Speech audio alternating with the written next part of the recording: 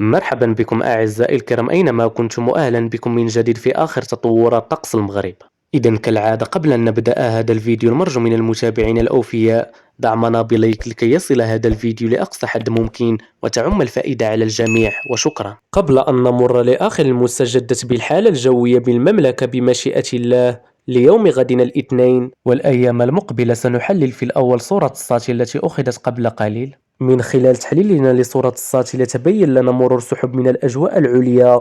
بكل من المناطق الوسطى ومرتفعات الأطلس المتوسط، وصولا لمنطقة سايس والماس والمنطقة الغربية والسهول والسواحل الأطلسية الوسطى، هذا مع مرور سحب أخرى مدارية بجنوب أقل من الصحراوية، لكن على العموم بدون فعالية والله أعلم. مع هذا ستبقى السماء صافية إلى قليلة السحب بباقي ربوع المملكة، والرياح بحول الله ستهب بقية هذا اليوم وهي محليا معتدلة بكل من طنجة أصيلة والفحص أنجرة. وأما بخصوص الحالة الجوية المرتقبة بالمملكة ليوم غد الاثنين بمشيئة الله، فمن المرتقب أن تستمر الأجواء المستقرة بجل مناطق المملكة مع استمرار طقس بارد خلال النهار بكل من مرتفعات الأطلس والهضاب العليا الشرقية والريف، ولكي تصبح الأجواء غائمة خلال زوال يوم غد بمشيئة الله وخلال المساء بكل من مرتفعات الأطلس الكبير وبغرب الواجهة المتوسطية والريف. ستعطي على العموم بعض الزخات المطرية الضعيفة جدا والمتفرقة.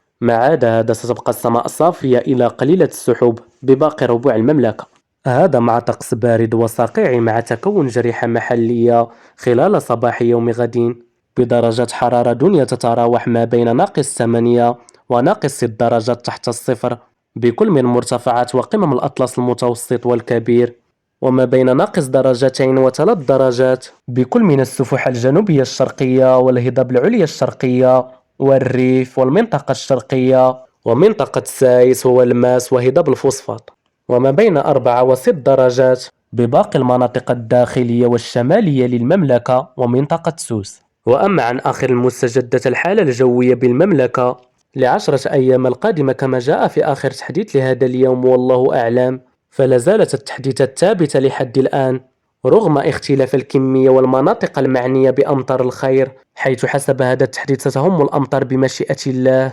بتراكم مهم للأمطار ومحليا قوي والله أعلم بطول الواجهة المتوسطية والشمال الغربي وغرب الريف والمنطقة الغربية، ولكي تصبح هذه الأمطار معتدلة حسب المناطق بكل من مرتفعات الأطلس الكبير والمتوسط والمناطق المجاورة ومنطقة سايس والماس وهضاب الفوسفات وصولا للمنطقة الشرقية. لكن كالعادة أعزائي الكرام تبقى هذه مجرد توقعات قابلة للتغيير في أي لحظة، العلم عند الله عز وجل، نحن نتابع، كونوا في الموعد وإلى اللقاء.